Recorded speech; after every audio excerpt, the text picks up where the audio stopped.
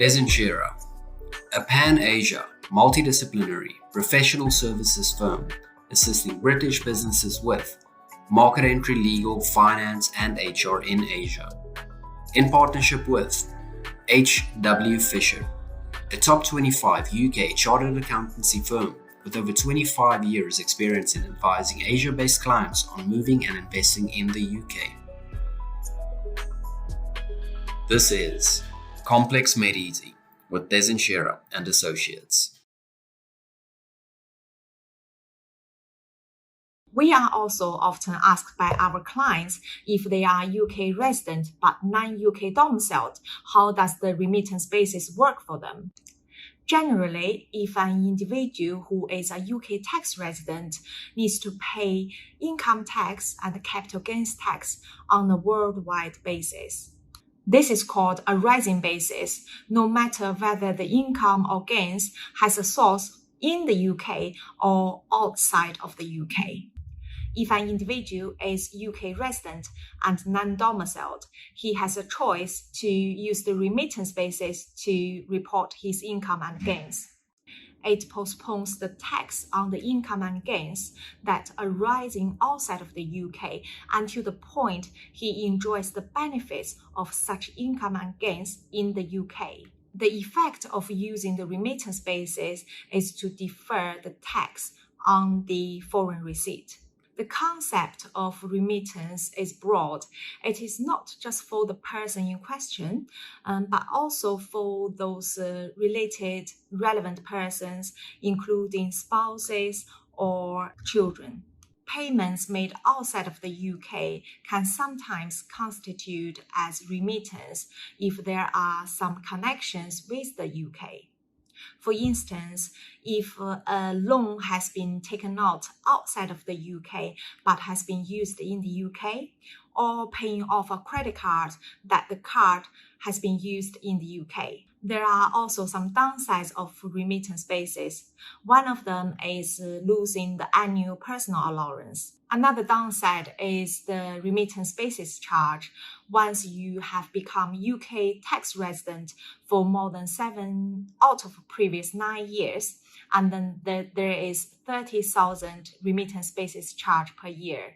The charge increases to 60,000 a year once you are a UK resident for more than 12 years of the previous 14 tax years. Claiming remittance basis is optional each year. We advise you to assess your circumstances each year to decide whether it's beneficial to claim remittance basis. It depends on your worldwide income and gains and your personal circumstances. The remittance basis needs to be claimed in the tax return each year. You can claim remittance basis in one tax year and not claiming in the following tax year as you see fit.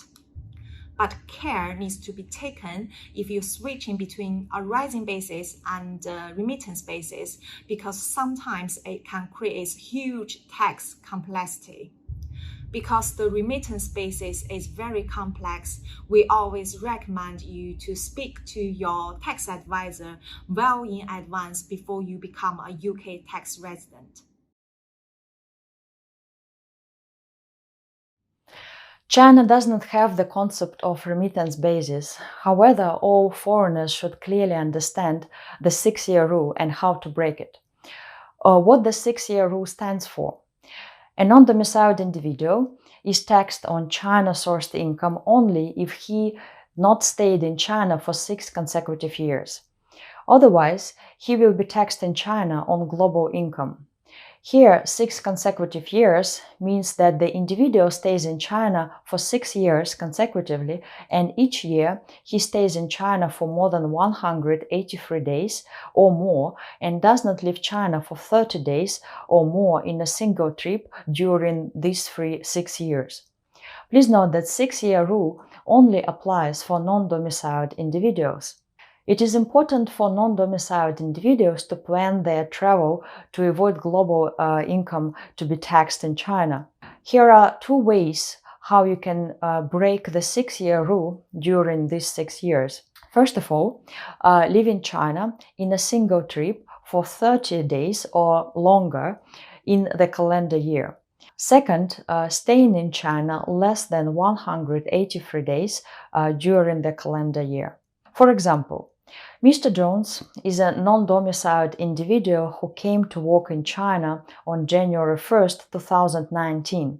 He stayed in China for more than 183 days every year from 2019 to 2021, so 3 years in total. He is planning to stay in China till 2024, another 3 years. If every year he does not leave China for 30 years or more in a single trip during these 6 years, he might be liable for China individual income tax on his global income from the 7th year, so starting from 2025. As such, he should consider traveling outside of China for at least 30 days to avoid the global taxation liability in China.